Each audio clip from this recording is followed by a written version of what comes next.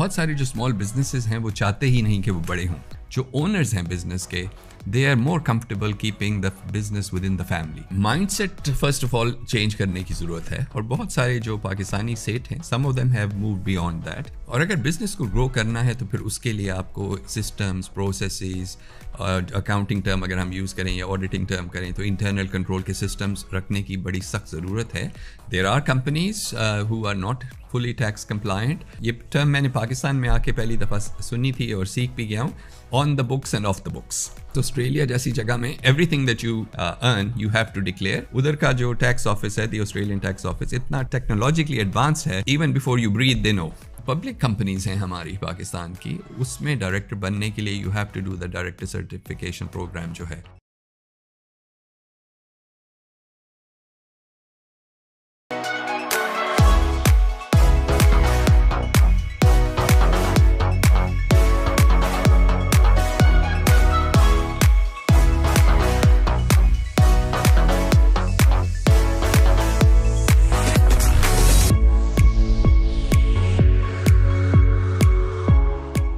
अस्सलाम वालेकुम and welcome to another episode of समाया टॉक्स।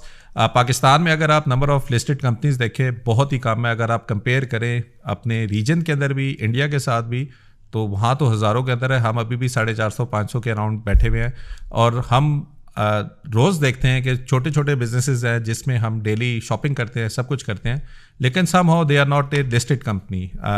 इस पर्टिकुलर टॉपिक के ऊपर आज जो मैंने गेस्ट बुलाए हुए हैं, हमारा फोकस इस पर्टिकुलर पॉडकास्ट में ये था कि जो स्मॉल बिजनेसेस हैं जो कि मे बी बड़ा पोटेंशियल रखते हैं कि अपनी ग्रोथ के ऊपर भी, और कहीं ना कहीं कैपिटल के ना होने की वजह से वो ग्रोथ कर नहीं पाते। और स्टॉक मार्केट में भी लोगों को समझ नहीं है कि लोगों को लगता है सिर्फ ये ट्रेडिंग के लिए होता है, लेकिन एक्चुअली जो स्मॉल बिजनेसेस हैं उनके लिए बड़ा वैल्यूएबल चीज़ है कि अगर आपकी स्ट्रक्चर ऑफ द बिजनेस, आपकी चीज़ें सही तरह हो, तो कैसे आप स्टॉक मार्केट को लिवरेज करके अपने बिजनेस को ग्रो कर सकते हैं। इस टॉपिक के ऊपर मैंने इनवाइट किया हुआ है आमिर कुरैशी साहब को, जिनकी ऑलरेडी एक बुक है A to Z about small businesses, and recently मैंने इनका एक वीडियो क्लिप देखा था एंड थॉट कि this is one of the pain area in Pakistan as well, कि स्मॉल बिजनेसेस को भी नहीं आइडिया कि उन्होंने अपने बिजनेसेस को क्या करना है। जो थैंक यू सर आप फॉर कमिंग। थैंक यू जी, thank you very much for having me. चले आमिर भाई, इफ़ यू कैन थोड़ा सा अपने बारे में ब्रीफली बता दें कि आपने क्या किया हुआ है। मैंने तो खैर आपकी वीडियो से काफ़ी चीज़ें देख ली थी, लेकिन माशाल्लाह नाउ अंडरस्टैंड कि you are doing a lot of things. So अपने व्यूअर्स, हमारे व्यूअर्स के लिए जिनको नहीं पता, अगर आप थोड़ा सा अपने बारे में बता दें। जी, तो I am a chartered accountant by profession. मैंने ऑस्ट्रेलिया में ही पढ़ा लिखा है। I qualified as a chartered accountant in Australia. बहुत अरसा मैं ऑस्ट्रेलिया में काम करता रहा, and then some years ago I came to Pakistan. अब तो काफ़ी अरसा हो गया। I was a professor at LUMS. फिर मैंने मिडल ईस्ट में काम किया विद मैनी कंपनीज। एक जो फोकस रहा है मेरा, that has always been small and medium enterprises, SMEs जिनको कहते हैं। तो उसमें लम्स में भी I was director of the SME centre. फिर उसके बाद मैं कतर की गवर्नमेंट के साथ काम करता रहा, again in the SME space. और मेरी सारी ज़िंदगी has been spent around these kind of businesses, and that's what prompted me to write the book जो है, जिसकी आपने बात की है, A to Z of healthy small business, जो पाकिस्तान में पब्लिश हुई, सबसे पहले ऑस्ट्रेलिया में पब्लिश हुई, फिर इंडिया में भी पब्लिश हो चुकी है, which I am very proud of. ज़बरदस्त। अगर मैं थोड़ा सा समरी ऑफ द बुक की करूँ, और आपका जो अपना एक्सपीरियंस है जो आपने डिफरेंट कंट्रीज़ में देखा, what are the challenges you see in the small businesses, कि क्यों वो ग्रोथ नहीं कर पाते, या क्या उनको सही करना चाहिए जिसकी वजह से मे बी वो एक अच्छी सक्सेसफुल कंपनी बन सकते हैं। सो इसकी 2-3 चीज़ें हैं। एक तो बहुत सारे जो स्मॉल बिजनेसेस हैं वो चाहते ही नहीं कि वो बड़े हों, मतलब देयर अल्टीमेट ऑब्जेक्टिव इज़ कि एक छोटा बिजनेस चलता रहे, which is effectively a substitute for having a job.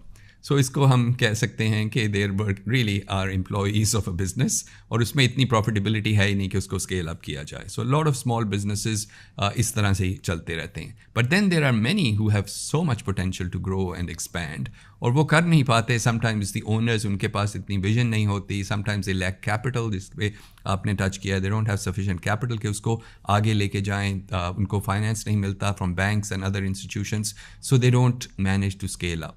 और एक और जो वजह होती है पाकिस्तान में ख़ास तौर पे, जो ओनर्स हैं बिजनेस के, they are more comfortable keeping the business within the family. तो एक वो फैमिली बिजनेस बन के रह जाता है, हालांकि it's substantial, it grows substantially over the years, but उसको आगे नहीं लेके जाते because they want the ownership to remain within the family. जी जी। और ये जो मैं अभी भी देख रहा था, इनफैक्ट काफ़ी लोग बग़ैर कोई आपस में एग्रीमेंट किए बिज़नेस स्टार्ट कर देते हैं, and after some time they realise कि बिज़नेस चल गया है, और अगर एक बंदा ज़्यादा एफर्ट कर रहा है तो वो दूसरे की वैल्यू नहीं समझता।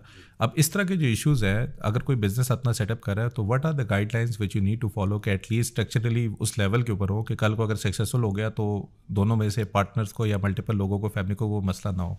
और ये बड़े इंपॉर्टेंट पॉइंट्स हैं, और जब सब कुछ ठीक होता है तो no there are never any issues. लेकिन ज़रा सी कोई प्रॉब्लम आती है बिज़नेस में या बहुत सक्सेसफुल हो जाता है बिज़नेस, फिर ये जो पेन पॉइंट्स हैं ये बड़े बहुत ऑब्वियस हो जाते हैं। तो अगर एक टिपिकल फैमिली बिज़नेस को देखें, जो एक अक्सर एक फ़ादर होते हैं जो शुरू करते हैं, फिर आहिस्ता आहिस्ता उनके बेटे आ जाते हैं, फिर बेटों के बेटे आ जाते हैं, समटाइम्स बेटियां भी आ जाती हैं, बट एसेंशियली जब तक एक दो लोग होते हैं तो मसला इतना ज़्यादा नहीं होता, स्पेशली इफ़ इट्स ब्रदर्स। कोई अगर डिसएग्रीमेंट होगा आपस में, थोड़ी सी बहस मुबाहिसे के बाद मैटर इज़ यूजुअली रिजॉल्व्ड।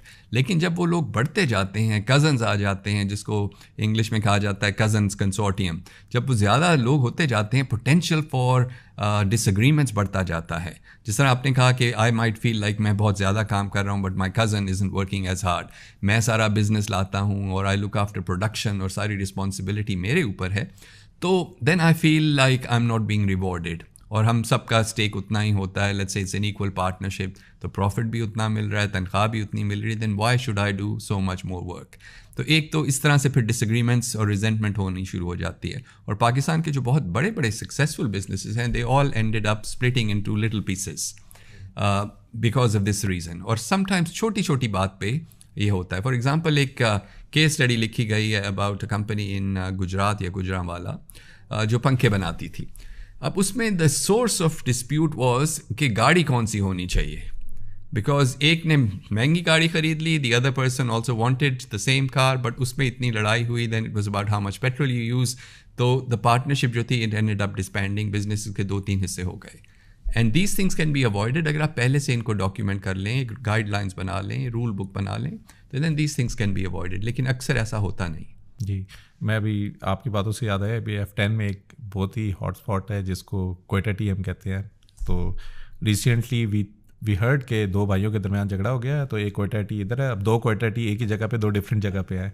फिर हम सुनते हैं कि शिनवारी रेस्टोरेंट हर मोहल्ले के अंदर है, फिर हमें ये समझ आती है बट कराई। सो बेसिकली बिजनेस को भी सिक्योर करना इन terms of trademark, in terms of ensuring के ब्रांड की एक आपकी वैल्यू रहे, सब कुछ रहे। पीपल डोंट रियलाइज़ कि ये जो छोटी सी चीज़ें होती हैं, अगर एक बंदे ने अपना बिजनेस आज सेटअप करना हो, what is the right way of basically getting into that particular business? क्या वो पहले बिजनेस स्टार्ट कर ले, जब वो ग्रो हो जाए या एक लेवल पे आए, फिर वो डॉक्यूमेंटेशन वाली साइड पे आ जाए? What is the best way of basically starting A business, small business को भी हो? आई सपोज मेरी जो ट्रेनिंग है और बैकग्राउंड है वो तो है कि सब कुछ आप पहले सही तरीके से ही करें, and hopefully business will be successful anyway. क्योंकि तो पहले तो आपको सोचना पड़ता है कि कितने लोग इन्वॉल्व हैं, उस बिज़नेस का स्ट्रक्चर कैसा हो, should it be a partnership, should it be a company. अगर एक है तो फिर एक ही बंदा है तो for example it can be a sole proprietorship. लेकिन एक स्ट्रक्चर जो है वो आपको सही तरीके से डिफाइन करना चाहिए, और अगर कंपनी है तो then it needs to be registered with SCCP। उसके एडवांटेजेस भी हैं, डिसएडवांटेजेस भी हैं, we can talk about that. तो एक तो स्ट्रक्चर आप करें। उसके बाद अगर एक से ज़्यादा फैमिलीज़ इन्वॉल्व हैं तो बहुत ज़रूरी है कि जो हम इसको इसकी जो टेक्निकल टर्म है वो शेयर होल्डर्स एग्रीमेंट है, कि हर चीज़ को हम पहले से डिस्कस करके डॉक्यूमेंट कर लें। इसका और कोई तरीका है ही नहीं टू अवॉइड डिस्प्यूट्स। अग्री, सब कुछ पहले से डिस्कस कर लें, तनख्वाह कितनी लेंगे, रिस्पॉन्सिबिलिटी क्या होगी, कल को अगर कैपिटल इन्वेस्ट करना है तो किस बेसिस पे किया जाएगा, ताकि जिन चीज़ों पे लोगों के इख्तलाफात होते हैं वो पहले से ही हम डिस्कस करके डॉक्यूमेंट कर लें। And then hopefully will never have to refer to that agreement. सब कुछ ठीक ही होगा, लेकिन अगर कभी ज़रूरत पड़ती है तो we can go back to the agreement and say कि हमें और पैसों की ज़रूरत है, we'll have to contribute equally. या डिसीजन मेकिंग पे बहुत लड़ाई होती है, हु गेट्स टू डिसाइड। तो अगर 2 पार्टनर्स हैं, विल इट ऑलवेज बी कि वी हैव टू एग्री, और इट कुड बी कि मेरी सीनियरिटी ज़्यादा है तो I should be able to have the final say. फिर एक और जो एरिया है जिसमें बहुत प्रॉब्लम्स आती हैं कि गॉड फॉरबिड अगर 2 पार्टनर्स हैं उनमें से किसी को कुछ हो जाता है, हेल्थ का इशू आ जाता है, और even worse they pass away, फिर बिजनेस को क्या होगा? Who will take ownership of the business? How will the business, his family और her family be paid out? ये भी एक मसला। तो इतने सारे जो हैं scenarios, they all have to be thought about. अच्छी एडवाइस मिलती है आपको अकाउंटेंट से, लॉयर से, वो लेके फिर आपको बिजनेस में आगे जाना चाहिए। बिल्कुल सही है। आमिर भाई, एक सेठ कल्चर है पाकिस्तान में कि हमें लगता है जब तक हम नहीं होंगे, टिन पे नहीं बैठेंगे, बिज़नेस में नहीं जाएंगे, बिज़नेस ग्रो ही नहीं करेगा, और वही कहीं ना कहीं जाके ना एक बॉटलनेक बनता है आपकी कंपनी की ग्रोथ के अंदर भी। ये जो अभी जो मैं आपकी बात समझा हुआ हूँ कि जब हम रोल्स एंड रिस्पॉन्सिबिलिटीज़ करते हैं, एक जो मेजर फैक्टर है जिसकी वजह से बिज़नेस ग्रो नहीं करता, एक डेलीगेशंस में इम्पैक्ट है। फिर हमें लगता है कि मेरा बिज़नेस है तो मेरा बेटा ही चलाएगा। मैंने काफ़ी ऐसे डिफरेंट फैमिलीज़ में देखे हैं कि वालिदैन ने बहुत अच्छा बिज़नेस किया लेकिन बच्चे इस कैपेबल नहीं थे कि बिज़नेस को उसी तरह सक्सेसफुली एग्जीक्यूट कर सके। तो ये जो सेठ कल्चर में सेठ को समझाना या एक फैमिली ओनर को समझाना कि यार आपके केस में the big benefit for the family is the person who understand the business and capable of running the business is far better than the person कि मेरा बेटा ही आके इसको एग्जीक्यूट करे, बेशक बेड़ा घर कर दे लेकिन एग्जीक्यूट वही करे। So how you can basically, ये जो एक फियर है कि मैं अगर किसी और को बुलाऊंगा तो मेरा बिजनेस नहीं ख़त्म हो जाए, how to overcome this particular fear? So ये mindset first of all change करने की ज़रूरत है, और बहुत सारे जो पाकिस्तानी सेठ हैं, some of them have moved beyond that. अगर आप देखें कि जो बिजनेसेस हैं पिछले चंद सालों में, लिस्टेड कंपनीज भी हैं जो एक्सपैंड कर गई हैं, तो ओरिजिनली वो एक सेठ ऑर्गेनाइजेशन थे, लेकिन सेठ साहब हैड द विजन कि मैं कुछ बड़ी चीज़ बनाना चाहता हूँ। Whether it's companies like MCB जो इतने बड़े हो गए हैं, उसके पीछे एक सेठ ही हैं अल्टीमेटली। इसी तरह जो आपकी एंग्रो टाइप कंपनीज हैं, दाऊद लॉरेंसपुर हैं, अगेन देयर इज़ वन सेठ behind who had the vision to build so many different companies. So कई सेठ जो हैं दे एक्चुअली मूव बियॉन्ड कि मैं एक अपनी फैमिली तक ही रखूं, फिर वो लिस्टिंग कर लेते हैं कंपनी के। लेकिन सबसे इंपॉर्टेंट चीज़ है कि आपको अपनी विजन जो है थोड़ी सी बड़ी रखनी पड़ती है, बिकॉज अगर आप सिर्फ अपनी फैमिली का ही सोच रहे हैं, उसके बियॉन्ड सोच ही नहीं पा रहे, तो फिर आपकी कंपनी बस एक हद तक ही बड़ी हो सकती है। अब एक और जो चीज़ कही जाती है फैमिली बिजनेसेस के बारे में कि यू नीड टू अंडरस्टैंड कि बिज़नेस चलाना और बिज़नेस को ओन करना आर टू सेपरेट थिंग्स। मैं बिज़नेस चला रहा हूँ, that means I am an employee या मैनेज कर रहा हूँ उसको, तो उसके लिए हम प्रोफेशनल मैनेजर्स हायर कर सकते हैं, और फार मोर कॉम्पिटेंट देन हमारे बच्चे हो सकते हैं। सो कॉन्सिक्वेंटली उनको हायर करें and stick to being the owners of the business. Dividends लें, प्रॉफिट्स में शेयर लें, मगर why do you have to run the company, अगर specially if you are not equipped to it. तो ये जब माइंडसेट चेंज होता है फिर ही ग्रोथ आएगी कंपनी में। अगर मैं यही चाहूँगा कि मेरा बेटा या बेटी चलाती रहे कंपनी, तो फिर company will be limited, specially if they are not competent. और फिर एक और चीज़ जो होती है पाकिस्तानी फैमिली बिजनेसेस में कि बच्चों को जो सेकंड और थर्ड जनरेशन आ रही है, बच्चों को बाहर भेज दिया जाता है पढ़ने के लिए, because all of a sudden अब पैसे भी आ गए हैं, दे वांट कि बाहर से पढ़ के आएँ। आमतौर पे अमेरिका या इंग्लैंड भेजा जाता है। तो उधर से जब बच्चा पढ़ के आता है with all these new ideas, तो पेरेंट्स वो आइडियाज़ इम्प्लीमेंट नहीं करने देते, वो कहते हैं पाकिस्तान में नहीं चलेगा।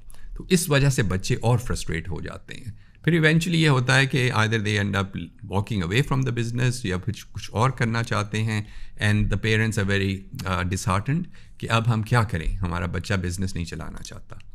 And that was a problem they could have seen 20 years ago, 20 साल पहले से भी इसके बारे में। कल्चरल शिफ्ट भी होता है, बाहर की चीज़ इधर की चीज़, यहाँ पे जिस तरह लोग काम करते हैं, जिस तरीके का एनवायरनमेंट होता है, मे बी वो एक मिसफिट भी आपको डिपेंड वो एग्जीक्यूशन में आपको हिंडर कर सकता है। क्योंकि बहुत सारे लोग जब मेरे से पूछते हैं, सिंस मैं लम्स में पढ़ाया करता था, आजकल IBA की एग्जीक्यूटिव एजुकेशन में भी इन्वॉल्व हूँ, कि हम अपने बच्चे को क्या पढ़ाएं और किधर पढ़ने के लिए भेजें, कौन सा मुल्क है।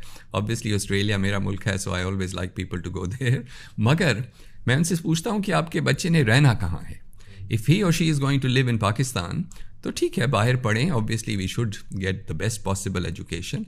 लेकिन अगर इस एनवायरनमेंट में काम करना है, इसी तरह से यहाँ पे ही बड़े आगे जाके बिजनेस को चलाना है, then perhaps they should stick to a Pakistani education system, ताकि यहाँ से कुछ एडजस्ट तो हों, वरना वो फिर मिस फिट हो जाते हैं। बाहर से पढ़ के आते हैं, फैमिली बिजनेस उसी पुराने स्टाइल से चल रहा है 20-30 साल से, वालिद साहब अभी भी 80 साल की उम्र में सब कुछ कंट्रोल करके बैठे होते हैं, चेक बुक भी उनके हाथ में होती है, सो दे डोंट फिट इन। लेकिन अगर इसी कल्चर में पढ़ते तो perhaps they would have fitted in better.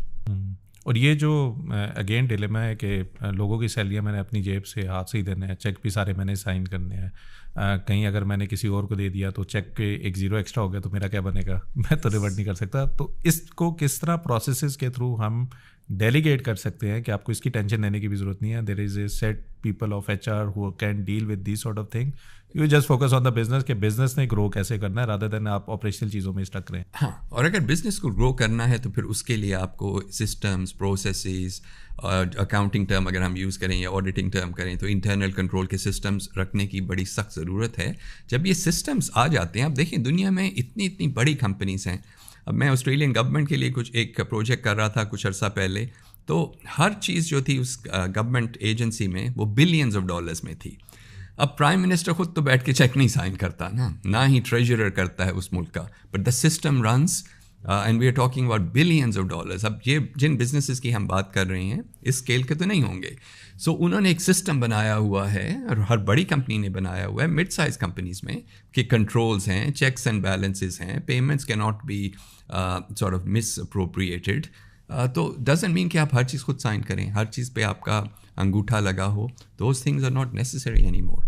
तो जब आप ये सिस्टम सेटअप कर लेते हैं then that allows you to step back. आप थोड़ा सा फिर हट के स्ट्रेटिजिकली सोच सकते हैं, बिजनेस की ग्रोथ के बारे में सोच सकते हैं, किस डायरेक्शन में जाना है, इस वक्त डायनेमिक्स किस तरह से बदल रहे हैं उस पर सोचें, इंस्टेड कि आप पैसे जो हैं आपके उसको कंट्रोल करके बैठे रहे हैं, नॉट रिलीज पेमेंट्स और विदाउट योर सिग्नेचर. इस तरह की चीज़ें करें. बिल्कुल सही है. आई थिंक आमिर भाई एक और चीज़ जो मैं सोचता हूँ अभी कि एक बिज़नेस है, owning 100% of it is far more valuable than आपकी बिजनेस की growth. For example XYZ business, they want to open something in Karachi, they need X number of capital, कि वो कैपिटल आएगा तो मैं कराची जाऊँगा. दे नो कि यार ये जो बिज़नेस है ना ये 4 साल इतना बिज़नेस कर लेगा तो हम 4 साल बाद कराची जाएंगे. ठीक है, रादर देन कि आज की तारीख में आप बैठें, आप अपने बिज़नेस को एक किस्म का एवेल्यूएट करें और आप कहें यार मेरी बिज़नेस की वर्थ है फॉर एग्जाम्पल 100 करोड़ रुपया. ठीक है, मुझे कराची जाने के लिए चाहिए 20 करोड़ रुपया. तो व्हाट आई कैन डू, इधर I can raise 20 crore from bank, जो कि बहुत ही एक्सपेंसिव है, इतना हमारे पे मार्जिन नहीं होगा. द सेकेंड ऑप्शन इज़ कि वो 20 करोड़ पे के लिए आप पब्लिक से भी ले सकते हैं, जिसके लिए पाकिस्तान स्टॉक मार्केट बनी हुई है. उसका बेनिफिट क्या होगा? उसका बेनिफिट ये होगा यार वो जो 20 करोड़ मैंने फॉर एग्जाम्पल करना था, जिसकी वजह से 100 करोड़ की कंपनी मेरी जब मैं कराची जाऊँगा तो शायद 150 करोड़ की हो जाएगी.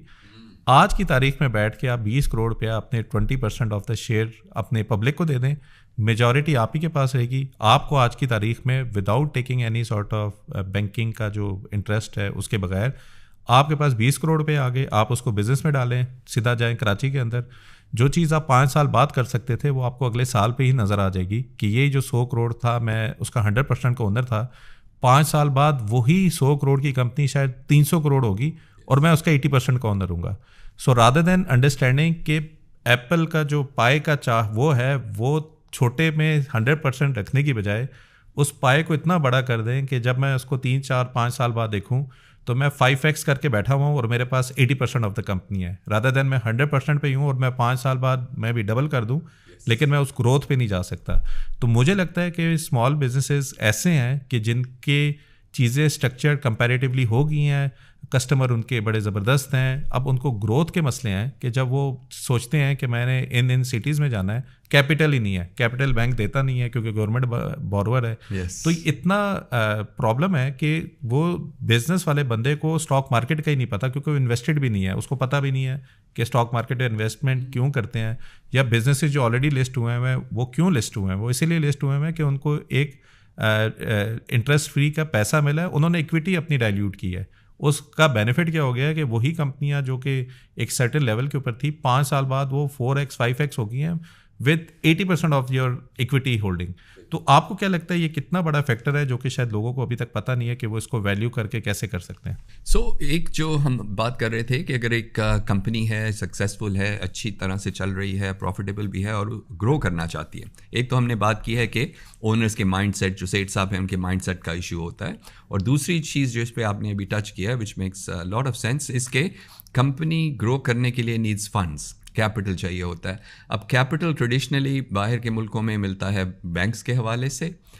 यहाँ पे एज यू सेड के बैंक्स जो हैं वो इतने देर सो प्रॉफिटेबल एनीवे क्योंकि उनके पास एक ऐसा है क्लाइंट कि उनको कहीं और जाने की ज़रूरत नहीं पड़ती, और अगर देते भी हैं तो इंटरेस्ट रेट्स सो हाई कि प्रोहिबिटिव है किसी कंपनी के लिए. दूसरा, बहुत सारे लोग जो हैं वो इस्लामिक बैंकिंग प्रेफर करते हैं ऑन द बेसिस के हम इंटरेस्ट नहीं देना चाहते. तो एंड रिजल्ट है कि basically banks are not an option. उसके बाद आपके पास सिर्फ 2 ही एवेन्यूज़ रह गई, बल्कि 3 हैं एक्चुअली। एक तो अपने पैसों से ही इन्वेस्ट करते जाएं, which is a very slow process. पहले प्रॉफिट कमाएं, उसके ऊपर टैक्स दें, फिर उसको री इन्वेस्ट करें। So that could take 10-15 years to accumulate this much capital जो आपको चाहिए।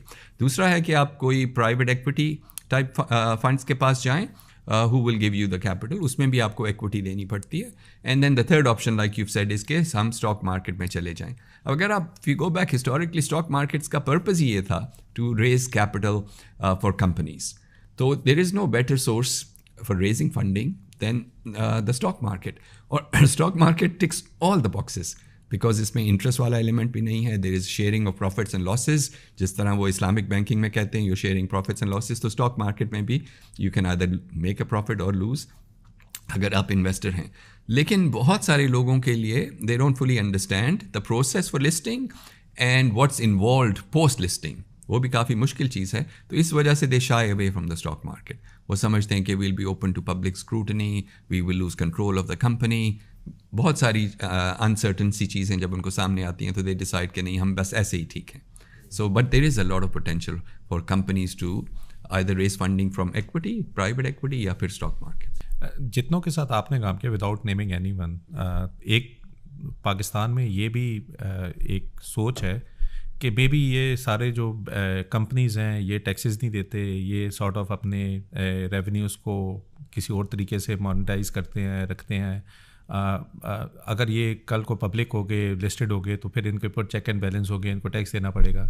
So how true it is कि ये जो स्मॉल बिजनेसेस हैं जिनको थोड़ी अंडरस्टैंडिंग शायद आपकी बेहतर होगी, they are already tax compliant, उसका इशू नहीं है, but there is maybe objectively उनको पता ही नहीं है कि इस ग्रोथ के लिए पाकिस्तान स्टॉक मार्केट क्या है। आपको क्या लगता है मेन प्रॉब्लम कहाँ पे है? इसमें दोनों तरफ प्रॉब्लम है। There are companies who are not fully tax compliant, और उनको फिगर यही होती है the moment obviously they start going towards a listing. सब कुछ ये टर्म मैंने पाकिस्तान में आके पहली दफ़ा सुनी थी और सीख भी गया हूँ, on the books and off the books. Okay, मुझे नहीं समझ था कि ऑफ द बुक्स क्या चीज़ होती है, बिकॉज ऑस्ट्रेलिया जैसी जगह में everything that you earn you have to declare। उधर का जो टैक्स ऑफिस है, द ऑस्ट्रेलियन टैक्स ऑफिस, इतना टेक्नोलॉजिकली एडवांस है कि even before you breathe they know so you can't hide your money, very easily get caught, और fines वगैरह बहुत ज़्यादा हैं। यहाँ पे there are people who are running companies, ख़ासतौर पे जो छोटी कंपनीज हैं, smaller ones, लेकिन जो बड़ी कंपनीज हैं, especially those that are listed, have no option but to be very transparent। तो there is this is one of the things people are concerned about कि the moment we start declaring all of our income तो हमें ज़्यादा tax पड़ेगा, FBR will chase us, तो उससे डरते हैं, घबराते हैं, and perhaps with some justification, I don't know। लेकिन ये एक वजह है जिसकी वजह से लोग घबरा रहे हैं from listing। और यहाँ पे मैं ये भी करूँगा कि जब आप ट्रांसपेरेंटली करेंगे तो एक अलहदा किस्म की ग्रोथ आप बिज़नेस में भी देखेंगे। मे बी आप एक्स रुपीज़ 5 करोड़ पे आपने टैक्स में सेव किया, लेकिन पोटेंशियली वो 25 करोड़ का बिज़नेस भी आपने लूज़ किया बिकॉज वो टैक्स की वो जो किए रहे थे। एक मेरे ख्याल में जो जब हम स्टॉक मार्केट पे लिस्टिंग की बात करते हैं, एक सर्टेन डिसिप्लिन स्टॉक मार्केट की लिस्टिंग में आता है, एक गवर्नेंस आपको करनी पड़ती है जो कि बिज़नेस को ग्रोथ के लिए बहुत इंपॉर्टेंट है। अभी हमारे सामने ही एग्जांपल्स हैं, ये लकी सीमेंट 2-3 रुपये का शेयर होता था, आज उन्होंने वेल्थ करके 2000 रुपीज़ प्लस की उसकी वैल्यू में अगर चला गया, अगर रुपये के टर्म्स में देखें पता नहीं कितने परसेंटेज उन्होंने रिटर्न दिया। And this is the right example of कि उन्होंने सीमेंट से स्टार्ट किया, फिर वो केमिकल्स में गए, फिर वो ऑटोज़ में गए, फिर अब वो इन्वेस्टिंग वाली साइड भी आ गए हैं। आहिस्ता आहिस्ता उन्होंने उसी पैसे को इतना री इन्वेस्ट करके वहाँ पे लेकर गए कि वो इतनी ग्रोथ पे आ गया है। सो मेरे ख्याल में एक आम सेठ की सोच को भी थोड़ा बेहतर करने की ज़रूरत है कि जो पैसा आप टैक्स से बचाने के चक्कर में आप सेव कर रहे हैं, एक पोटेंशियल एक हाई चीज़ है जो कि आप मिस कर रहे हैं, and you need to understand the value of the thing which you are missing rather than care about the small things, जिसकी वजह से आप इतना बड़ा स्टेप ले रहे हैं कि आप उसको फॉर्मली लेकर नहीं आ रहे, इकॉनमी का पार्ट नहीं बना। और इसको अगर आप फाइनेंशियल टर्म्स में भी सोचें कि अगर एक कंपनी की वैल्यूएशन होती है तो it's usually a multiple of उसकी जो अर्निंग्स होती हैं। तो अगर आप आपकी कंपनी की लेट्स से मल्टीपल कोई 10 टाइम्स पे चल रहा है, 10x पे वैल्यूएशन हो रही है, तो एवरी डॉलर या एवरी रुपी जो आप आप छुपाते हैं या जो टैक्स अवॉइडेंस की वजह से बुक्स में नहीं लेके आते, तो you are losing 10 times that much in terms of market valuation. तो ये अक्सर लोगों को बात समझ नहीं आती। व्हेन दे फाइनली डिसाइड कि मैं बिजनेस को if I want to sell the business या कोई इन्वेस्टर लेके आता हूँ, they are only going to be focused on जो डिक्लेयर्ड इनकम होती है, which is in the books properly audited वगैरह। उसके अलावा आपके पास जितनी मर्जी रिकॉर्ड्स हों of money that is not been declared, nobody will take that seriously, उसको डिस्काउंट कर दिया जाता है। So there is a lot of value, it's painful to पे टैक्स, मगर अगर टैक्स देते हैं तो आपकी कंपनी की फिर वो वैल्यूएशन बढ़ती जाती है ओवर टाइम। और अगर वो उसको कंपेयर करें कि मैंने 5 करोड़ रुपए का टैक्स चुराने के लिए ये किया हुआ था, तो ये मेरे ख्याल में 10x ऑफ द कंपनी की वैल्यूएशन भी मैंने नीचे घटाई है, क्योंकि मैंने वहाँ से पैसे थोड़े से बचाए हैं। और ये सोचने वाली बात है और बहुत इंपॉर्टेंट है। और दूसरा ये कि देखें, अल्टीमेटली जो आपके पैसे हैं जिन पे आपने टैक्स दिया नहीं है, you are also limited with what you can do with it. आप उसको कहाँ इन्वेस्ट करेंगे? पुराने ज़माने में कहते थे ना, अपने बिस्तर के नीचे रख दें, under your mattress. Where are you going to keep this money? जो आपने टैक्स अगर अवॉइड किया हुआ है, टैक्स नहीं दिया या सेल्स टैक्स की रिमिटेंस पूरी नहीं की हुई, what are you going to do? कहाँ पे इन्वेस्ट करेंगे? Because eventually FPR will find out.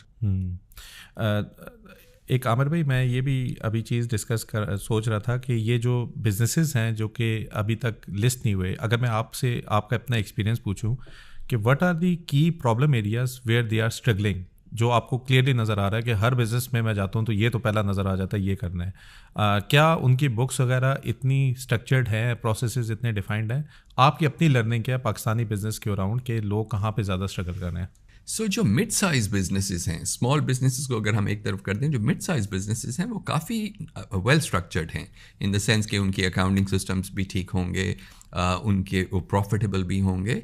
लेकिन where they are struggling is, अगर एक फैमिली की बिजनेस है तो ये जो हमने पहले बात की थी कि उनके आपस के जो अग्रीमेंट्स हैं वो फाइनल वो सॉर्ट आउट नहीं हुए, फादर और sometimes mother and father are controlling the business, बच्चे काम कर रहे हैं but they're just like employees, decision making में क्लैरिटी नहीं है, जो सैलरीज हैं बच्चों की वो भी कोई रैंडमली डिसाइड कर दी जाती हैं, they not structured.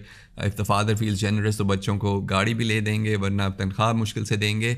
All of those things need to be systemized ताकि एक प्रॉपर बिजनेस के तौर पे चलें, एंड द बच्चाज who are working in the business should be rewarded. फिर उसमें एक ये भी मसला आता है कि बच्चाज are not given equity in the business. वो माँ बाप जिन्होंने बिजनेस शुरू किया होता है या वालिद साहब जिन्होंने किया होता है, वही 100% इक्विटी लेके बैठे होते हैं, एंड बच्चाज आर वेटिंग कि बस एक दिन हमें मौका मिलेगा तो फिर हमें भी शायद हिस्सा मिले। That's not the way to build a business. You have to be much more open. Parents need to be much more forward thinking कि अगर बच्चे काम कर रहे हैं, they're investing their life in the business, they should have a stake, not wait for the parents to move on and pass on, तब जाके उनको कुछ मिलेगा। So ये जो सारा कुछ है, many of the mid-sized businesses don't get this right। फिर आपने governance की बात की थी, they don't follow good governance practices। वो हमने टैक्स की बात कर ली हुई है, it would help them to have, अगर independent लोग हों, अगर formal board of directors नहीं है तो एक advisory board बना सकते हैं where experts come and give advice and suggestions on how the business could be taken forward। वो भी नहीं करते, वो भी करने की ज़रूरत है, and that will only help to grow the business। और पाकिस्तान में बहुत सारे ऐसे लोग हैं who are highly experienced, कुछ बाहर से भी सीख के आए हुए हैं, they can add a lot of value as advisors to the business। तो उनको आप बिजनेस में लेके आएँ, उनसे सीखें, and then chart your path towards either raising capital through the market or some other way। और आमिर भाई, अगर मैं वैसे आपसे पूछूं कि if there is a business जिसमें 100% इक्विटी फादर की थी, मे बी 3 बच्चे काम कर रहे हैं, खुदा ना खासा फादर की डेथ हो जाती है, what happens with the equity? How does that particular get distributed with the children? So इसके दो सिनेरियोज होते हैं। अगर तो वो हमारे साथ काम कर चुके हैं और हमने सारा स्ट्रक्चर बना दिया है, the moment anything happens to anyone, it's already documented कि किस परसेंटेज पे एलोकेशन होगी शेयर होल्डिंग की, and how the shares will be split between all of the children और फैमिली मेंबर्स। ये बाय डिफ़ॉल्ट वैसे कोई रूल है कि एक जैसे हमारा देखते हैं लैंड के केस में तो हम देखते हैं सब भाइयों में इक्वली जाती है जी, तो ये अकॉर्डिंग टू पाकिस्तान में जब किसी की डेथ होती है तो शरिया लॉ के बेसिस पे फिर जो एस्टेट है वो डिस्ट्रीब्यूट होती है, तो that's quite straightforward. Obviously boys get more, the girls get less, and the wife also gets a certain proportion, तो वो काफ़ी वेल डिफाइंड है, तो उसमें कोई इशू नहीं होता है सच। लेकिन वो प्रोसेस बहुत डिले भी उसमें डिले भी आ जाता है, उसमें डिस्प्यूट्स भी हो सकते हैं। प्लस एक और जो चीज़ सामने आती है कि lot of the time assets are not well structured. So जब हम ऐसे बिजनेस के साथ काम करते हैं वी फाइंड के दे माइट ओन 10 हाउसेस, तो एक किसी भाई के नाम है, किसी दूसरे भाई के नाम है, but they all have believe it's a joint asset. तो इस तरह की चीज़ें जो हैं that create a lot of dispute, because when the person is no longer around फिर समझ नहीं आती कि how we are going to deal with it. तो ये सारी चीज़ें जो हैं they create lot of problems. तो जो मैंने पहले भी बात की थी शेयर होल्डर्स एग्रीमेंट की, उसमें ये बड़ा क्लियरली स्पेसिफाई किया जा सकता है कि this is how the assets are going to be dealt with, this is how shares are going to be transferred, the next chairman of the board for example कौन होगा. इस हद तक हम जाते हैं, nominate the next chairperson of the board, and अगर उसको कुछ हो जाता है then the one after that. And ये एसएमईज में वैसे बोर्ड ऑफ डायरेक्टर का कॉन्सेप्ट है वैसे? एसएमईज एक फॉर्मल बोर्ड नहीं रखती आमतौर पे. उनको हम ये सजेस्ट करते हैं आप एक इनफॉर्मल एडवाइजरी बोर्ड रखें, विच इज़ नॉट, उसका ये फ़ायदा है from a legal point of view, जो लोग एडवाइस दे रहे हैं उनके ऊपर भी वो लीगल ऑब्लिगेशंस नहीं हैं, whereas being a director has many responsibilities.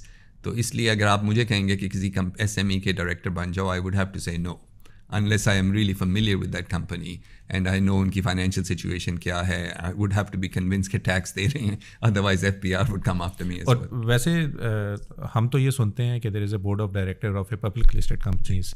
At what size as an SME there need to be advisory board? कब आपको सेटअप करना चाहिए? मतलब for example if my company is 7 years old या 5 years old, I don't have any advisory board right now. इसमें 2-3 चीज़ें पे depend करता है. एक तो आपकी जो ओवरऑल एम्बिशन या विजन क्या है. अगर आप कंपनी को स्केल करना चाहते हैं, बढ़ाना चाहते हैं, you looking beyond let's say the next 4 or 5 years में कि डबल ट्रिपल हो जाएगी, then that's the time to start the advisory board because they will help you with that growth trajectory जो आ रही है. एक तो ये है. दूसरा, if a business is substantial already, let's say उनका revenue billions of rupees में पहुंच चुका हुआ है, then that's a good time to actually think about an advisory board. And when you appoint the director, what is the criteria of selecting which director you need to basically get? ये भी बड़ा अच्छा सवाल है. Depends on आपको कहाँ पे ज़रूरत है स्किल सेट की. So it's linked to skill set. अगर आपके पास for example marketing के एरिया में weakness है, then go looking for someone who specializes in marketing. या अगर आपके पास कोई let's say financial एडवाइस आपकी ज़्यादा ज़रूरत है, तो then look for someone with financial background. So एक बैलेंस किस्म का एडवाइजरी बोर्ड होना चाहिए to complement the skill set of जो बिजनेस के ओनर्स हैं उनकी और जो आपके की स्टाफ हैं उसके अलावा. So these directors are full time employees of the company और दीज आर जस्ट एडवाइजरी जो कि वीकली बेसिस पे एक मीटिंग करके आपकी डायरेक्शन में आपकी. So advisory board generally works on once a month, once a quarter type basis, और उनका role is very strategic. They are not involved in the day to day stuff. they are there to provide help, advice, guidance जब भी ज़रूरत हो, but structured in अ वे के कम अज़ कम once a month या once a quarter उनकी एक meeting होती है, and then they provide their input. Company provides them with information on financial जिस रिजल्ट्स कैसे जा रहे हैं, क्या स्ट्रैटेजी है, एंड देन जहाँ पे भी वो हेल्प कर सकते हैं वो हेल्प करते हैं. एंड दीज डायरेक्टर्स, अभी मैं आपसे ऑफ द रिकॉर्ड भी डिस्कस करता, there is a certain certification which they need to do and they need to adhere and understand कि क्या चीज़ें हैं. So what is the criteria अगर किसी ने डायरेक्टरशिप की तरफ जाना है, कि क्या वो एक स्पेसिफिक अपनी जॉब की उसके बाद डायरेक्टरशिप की तरफ भी देख सकता है, और जो सर्टिफिकेशन की तभी ही उसको कोई जॉब डायरेक्टरशिप की मिलेगी? सो जो पब्लिक कंपनीज हैं हमारी पाकिस्तान की, उसमें डायरेक्टर बनने के लिए you have to do the director certification programme जो है, जो बहुत सारी ऑर्गेनाइजेशंस करती हैं. In fact there is only handful जो कर सकती हैं. तो जब आप सर्टिफाइड डायरेक्टर हो जाते हैं, इट्स अप्रॉक्सीमेटली 1 हफ्ते की ट्रेनिंग होती है, काफ़ी इंटेंस होती है. जब वो उसमें आप once you qualified and got that, तो आप पब्लिक कंपनी के डायरेक्टर हो सकते हैं. But there is no such requirement for any company which is not a listed company. तो उसमें तो मैं और आप भी डायरेक्टर हो सकते हैं इफ़ यू चूज़ टू. और एडवाइजरी बोर्ड में भी कोई ऐसी रिक्वायरमेंट नहीं है. It's not a legal requirement. The difference is के एडवाइजरी बोर्ड जो है, इट्स एन इनफॉर्मल स्ट्रक्चर. उसमें आपकी कोई लीगल रिस्पॉन्सिबिलिटीज़ नहीं है. If I become a director of your company, then I have all the legal obligations जो एक डायरेक्टर की होती हैं. तो most people would rather not be directors of a family owned SME because risk बहुत ज़्यादा हैं. I would certainly not be one. And how it can impact you, for example, if you become director of one of the family-owned, if there is any sort of negative or something bad happening, तो वो आपकी reputation पे reputational damage हो सकता है. कुछ let's say कि कोई FPR का issue आ जाए, company is not complying with tax laws, तो वो डायरेक्टर्स को पर्सनली भी टारगेट कर सकते हैं। उसके अलावा if the company becomes insolvent, अगर वो बिजनेस नहीं चलता, तो उसका भी डायरेक्टर्स पे रेपुटेशनल इम्पैक्ट आ सकता है। कोई फाइनेंशियल इंस्टीट्यूशंस में आपकी रेपुटेशन खराब हो सकती है। पब्लिश एनीवेयर कि इस कंपनी का डायरेक्टर ये था जिसकी वजह से ये हुआ? इट रियली डिपेंड्स ऑन कि किस वजह से कंपनी कोलैप्स होती है। SCCP इन्वॉल्व होता है उसमें, वो उसकी कोई इन्वेस्टिगेशन होती है, then your reputation could be affected. अभी हमने रिसेंटली देखा FPR ने काफ़ी सेल्स टैक्स में मसले देखे हैं, तो they are basically now arresting the CFOs of the companies वो बेसिकली जिसके थ्रू ये सारी चीज़ें हुई थी, और उनको इसके स्केप कोड बनाना चाह रहे थे ताकि वो बोलें कि यार CEO ने मुझे कहा था, यार सेठ साहब ने कहा था, तो हम ये कर रहे हैं। हाँ, CFO की पोजीशन हमेशा खासतौर पे पाकिस्तान में बड़ी वल्नरेबल और डिफ़िकल्ट होती है, बिकॉज ही और she has to respect the wishes of the CEO and the shareholders, but still do his job और her job. And these advisory role जो भी हैं, these are paid sort of thing, या कोई equity base आप offer करते हैं, या किसी भी तरीके से अगर किसी तरह आपने एंगेज करना है? इसमें देयर आर डिफरेंट मॉडल्स, लेकिन if I were to appoint an advisory board I would like to pay them, क्योंकि दीज आर प्रोफेशनल पीपल, उनका टाइम इन्वेस्ट हो रहा है एंड हर मीटिंग से पहले उनको तैयारी करने की ज़रूरत है। They have to read documents, so they should be paid. What things company need to provide them before they come to the meeting? So basically एक तो जो कंपनी का स्ट्रेटेजिक प्लान होगा या जो विजन उसकी होगी, एक्शन प्लान जिसके बेसिस पे आगे जा रही है, उस तरह के डॉक्यूमेंट्स होने चाहिए। Anything to do with financial जो रिजल्ट्स हैं, बजट्स, फोरकास्ट एक्सेट्रा, वो सारी उनके साथ डिस्कस होने की ज़रूरत है। और जो भी ऐसे स्पेसिफिक एरियाज़ हैं ना which the company wants to for example focus on, अगर एक्सपेंशन की तरफ जा रही है, लेट्स से कंपनी ने कोई कंसल्टेंट हायर किया and they have developed a report on how to expand into Karachi और लाहौर मार्केट्स, वो सारा कुछ इनके पास आना चाहिए। Then they review, analyse and then they give their own feedback on those things. ज़बरदस्त। ऑफ द रिकॉर्ड आमिर भाई, हम ये भी डिस्कस करते कि आप इससे पहले जब आए थे तो बिजनेस टीवी के साथ आपका कोई प्रोग्राम भी था, अगर थोड़ा सा उसके बारे में बता दें कि व्हाट वाज दैट अबाउट? जी, जब मैं पाकिस्तान आया तो when I used to teach at LUMS शुरू में, तो I started a few programmes जो काफ़ी हिट हो गए थे। एक का नाम था Aamir cues the money show, तो उसमें we used to talk about making money, investing money, इस तरह से।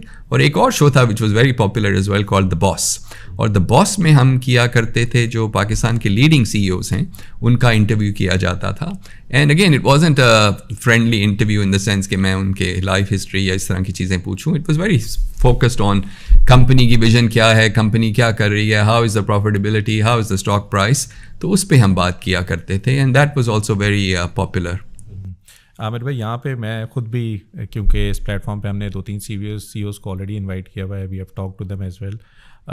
हम स्टॉक मार्केट के ऊपर भी काफ़ी एक्सटेंसिव कंटेंट बनाते हैं। इनफैक्ट मैं खुद भी पिछले 7-8 साल में इन्वेस्टेड हूँ, and one of the things जो मैंने आइडेंटिफाई की है, वी जस्ट नो द टिकर HUMN इस हम network, what is running behind, we know that there is an entertainment channel, but who is running the show we don't know.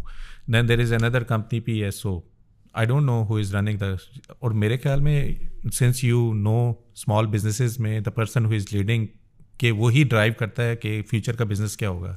Same is the case with a public listed company, the person who is leading the ship we don't know who he is, and there is a big gap. अभी gap क्या है? Gap ये है कि the person who is leading the ship he thinks, क्योंकि financial statement में सब चीज़ें दे दी हैं तो लोग खुद देख कर समझ आएंगे कि हम कैसे जा रहे हैं। मेरे ख्याल में किसी भी बिज़नेस का सबसे की पॉइंट जो है जिसके ऊपर बिज़नेस थ्राइव करता है कि हमने अच्छा करना है, शेयर होल्डर को वैल्यू देनी है, वो बिज़नेस हम अच्छा करेंगे तो शेयर की प्राइस ऊपर जाएगी। जहाँ पे वो अपने प्रोडक्ट्स की इतने ऊपर मार्केटिंग कर रहे होते हैं, मे बी सम हाउ वो अपनी मार्केटिंग नहीं कर पाते कि अगर मैं as a CEO of the company हूँ तो मैं अपने आप को क्यों प्रोजेक्ट नहीं कर रहा कि मेरे कंपनी का विजन क्या है, मैं अपने 3 साल बाद 5 साल बाद कहाँ पर देख रहा हूँ। अगर मेरी फॉर एग्जाम्पल किसी भी गवर्नमेंट की किसी वजह से कोई है तो उसको काउंटर करने के लिए मैं क्या कर रहा हूँ, मेरी स्ट्रेटजी क्या है। सो आई थिंक कि दिस सिमिलर शो आजकल की बहुत ज़्यादा नीड है, और मैं इसीलिए कर रहा हूँ, हम फोकस भी समाया टॉक्स पे ये कर रहे थे कि हम CEOs को बुलाएं और CEOs को बताएं कि यार आपने अपने बिजनेस के बारे में इन्वेस्टर को बताना है, जिन बेचारों के पास पैसे पड़े हुए हैं उनको एवेन्यूज़ नज़र नहीं आ रहा कि इन्वेस्ट कहाँ पे करें। और अगर यही बिजनेस ओनर्स आके आसान अल्फाज में, क्योंकि फाइनेंशियल स्टेटमेंट पढ़ने के लिए भी एक सर्टेन आपको स्किल चाहिए जी। जो कि लोगों के पास नहीं है। लेकिन अगर फॉर एग्जांपल सेवर के CEO मेरे पास आए और कहें जी मैंने पैसे इसीलिए रेज करूँ कि मैंने दुनिया के इस कोने में जाना है, मुझे पता है दुबई से लोग इधर आते हैं सेवर खाने, तो अगर ये दुबई में खोल रहे हैं तो दुबई के तो सारे पाकिस्तानी इधर पहुँच जाएंगे। So this is an Avenue जहाँ पे अगर सेवर लिस्टेड होगा तो मैं इन्वेस्ट भी करूँगा. This is just an example. But if these listed companies, जैसे बहुत अच्छी अच्छी कंपनीज हैं, इतनी अंडर वैल्यूड हैं, and when you try to analyse क्या ये अंडर वैल्यूड क्यों है, तो एक मेजर जो प्रॉब्लम नज़र आता है कि वो जो कंपनी थी उसने अपने आप को ही सही तरह सेल नहीं किया इन्वेस्टर्स को. आप प्रोडक्ट तो सेल कर देते हैं कि इस कंपनी के ये प्रोडक्ट्स हैं, लेकिन एक जो CEO है जिसकी सारी की सारी परफॉर्मेंस किस पे बेस कर रही है कि आपकी स्टॉक की प्राइस क्या है. आपकी कंपनी की वैल्यू बढ़ेगी तो शेयर होल्डर की भी वैल्यू बढ़ेगी. जब उनकी भी वैल्यू बढ़ेगी तो आपका जो इन्वेस्टर है, जो मे भी कोई सेड भी होगा, उसकी भी अपनी वो वैल्यू बढ़ेगी. तो अभी जब हम पाकिस्तान को रीजन में देखते हैं, हम 8 के मल्टीपल पे ट्रेड हो रहे हैं, इंडिया 25 के मल्टीपल पे ट्रेड हो रहा है. आज से 1.5 साल पहले हम 3 से 4 के मल्टीपल पे ट्रेड हो रहे थे. तो तब हम यही कहते थे स्टॉक मार्केट पे काम नहीं हो रहा, लेकिन एक्चुअली इन्वेस्टर बेचारा हंग्री था टू अंडरस्टैंड कि बिजनेसेस क्या है, कंपनी क्या है, कर क्या रही है, फ्यूचर का विजन क्या है. कोई डायरेक्शन नहीं है हमें अपने स्टॉक मार्केट के ऊपर. PSX कितनी कोशिश कर ले, आप देख लें, पिछले साल 3 कंपनियां लिस्ट हुई हैं, उससे पिछले साल 2 कंपनियां लिस्ट हुई हैं, इस साल भी 1-2 कंपनियां लिस्ट हुई हैं, and they have perform brilliantly. यानी कि एक कंपनी 20 की आई 50 की ट्रेड हो रही है, एक कंपनी ने 15 रुपये पे किया, वो 35 रुपये पे ट्रेड हो रही है. तो वी नीड टू, ये दोनों साइड का प्रॉब्लम है. एक सेट को अपना नहीं पता कि पैसे कैपिटल रेज करने के लिए स्टॉक मार्केट एक एवेन्यू है. इन्वेस्टर बेचारे के पास पैसे हैं, उसको ये नहीं पता कि यार स्टॉक मार्केट पर आप एक बैटिंग ऐप्स ले आते हैं कि जल्दी से पैसे बनाओ. तो business is the right way. एक बंदा जिसको पता है बिजनेस से पैसे जनरेट कैसे करने हैं, और एक बंदा जिसको ये समझ आए, ये बंदा सही समझता है कि बिजनेस से पैसे बनाने कैसे हैं. They need to come at a middle time, जो कि स्टॉक मार्केट है, कि आप उसमें इन्वेस्ट करें जिसमें दोनों को बेनिफिट हो और आपको घर बैठे हुए पैसे मिले नहीं है. तो मेरा एक जो आइडिया था कि यही जो आपका शो था, अगर हम किसी तरह अपने प्लेटफॉर्म पे स्केड्यूल कर दें, क्योंकि आपके माशाल्लाह कॉन्टैक्ट्स हैं, हम प्रोडक्ट भी फंसे हुए हैं, हम प्रोडक्ट डेवलपमेंट पे इतनी एफर्ट कर लेते हैं कि हम शायद रीच आउट नहीं कर पा रहे.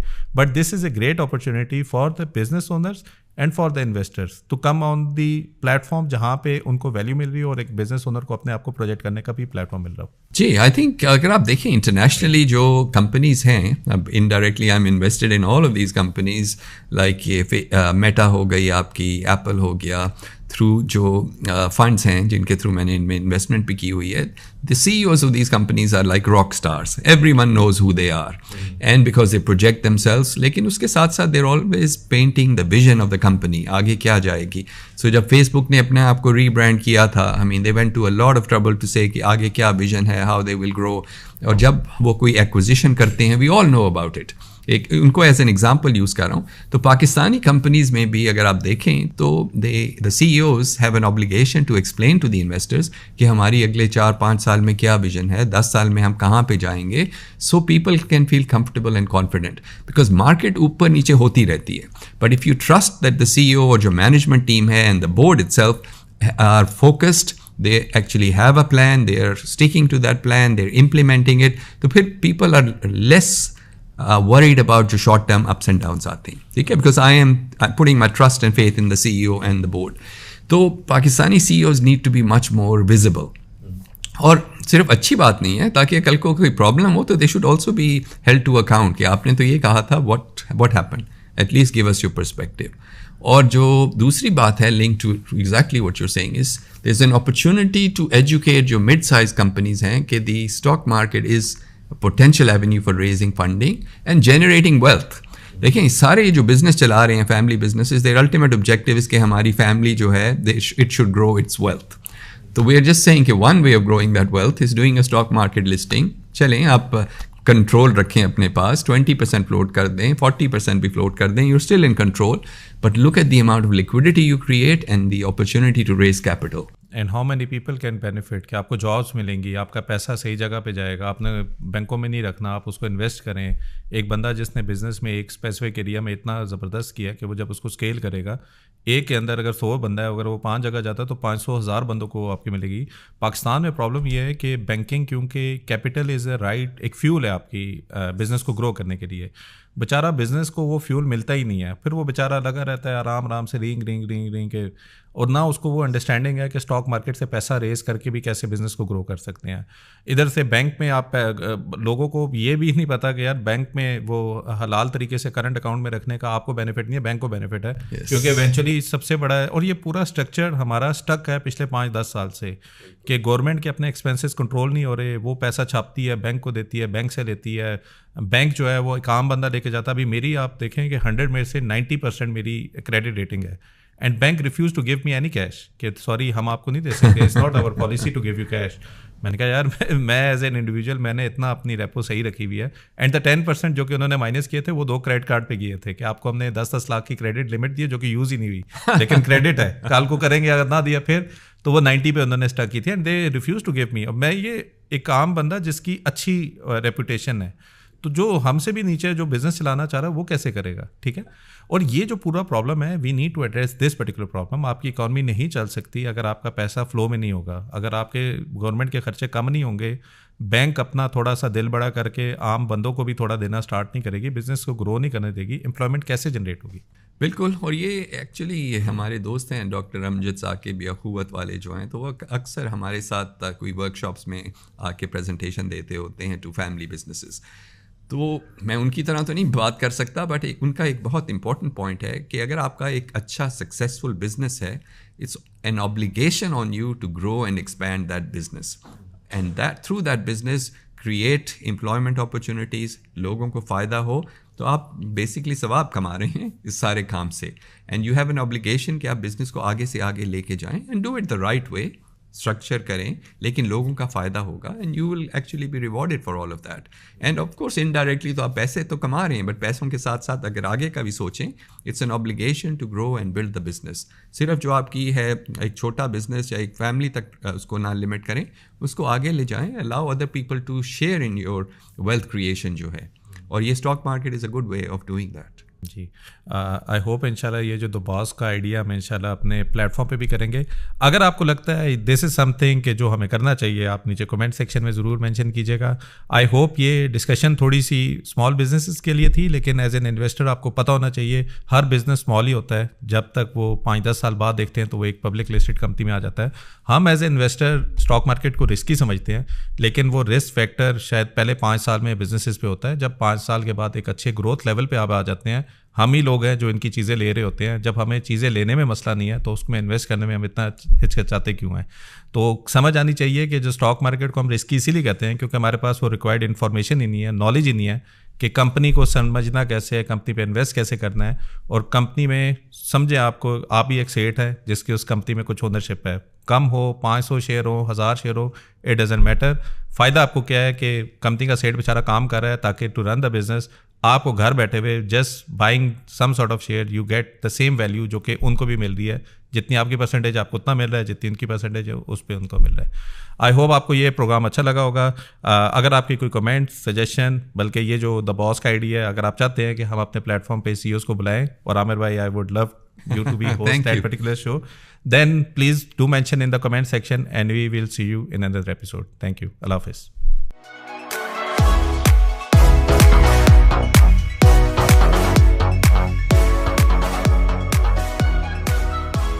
Sarmaya.pk, जहां हर फैसला बने सरमाया।